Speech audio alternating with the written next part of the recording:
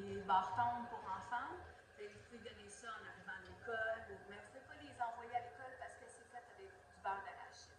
Mais je vous le dis, c'est super bon. C'est une belle collation en arrivant à l'école ou après avoir été joué dans la neige. Bon. Alors, très facile. Puis, il n'y a pas de cuisson. Alors, vous allez aimer ça encore plus. Donc, je vais prendre, c'est un plat rectangle. Je ne sais pas la mesure, là, je vais vous l'écrire à la fin, OK? Puis, moi, j'aime bien mettre un papier parchemin. Puis là, j'avais un petit restant. Mais vous n'êtes pas obligé d'en mettre. Vous mettez juste de l'enduit à cuisson. Juste pour être sûr que ça ne colle pas, OK? Et on en met partout, surtout des côtés, parce qu'on ne veut pas que ça colle. Alors, moi, c'est un restant, comme je vous dis, là. Ça va juste aider un petit peu plus. On met ça de côté. On va prendre un bol à mélanger. Alors, super simple. Là. Ça prend 2 tasses et demie d'avoine. Du griot. C'est difficile, hein? Ça contenait 2 tasses, mais je l'ai mis un petit peu plus, ça fait 2 tasses et demie. Ça prend 1 tasse de beurre d'arachide. Donc, mais prenez le beurre d'arachide qui n'a pas des arachides dedans. Okay?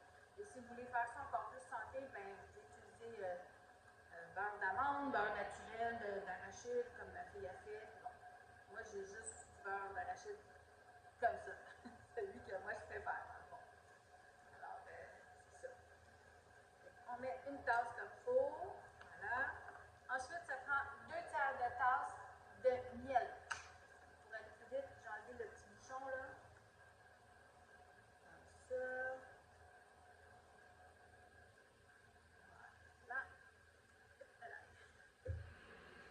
Et c'est pas mal tout. Là, il faut juste tout bien brasser ça, mélanger ça ensemble. Okay? Et après ça, on va le mettre dans notre plateau, dans notre moule. Voilà. Fait que je vais tout bien incorporer ça ensemble. Comme ça. C'est bien mélangé. Et là, c'est facultatif. Des petites pépites de chocolat. Puis moi, j'aime bien les mi-sucrés, sinon ça tape trop sur le cœur. Puis encore là, j'y vais à l'œil. On teste toujours pour voir si la marchandise est bonne. Déçu. Donc, on en met dedans. C'est même pas tout à fait une demi-tasse que je mets. Okay?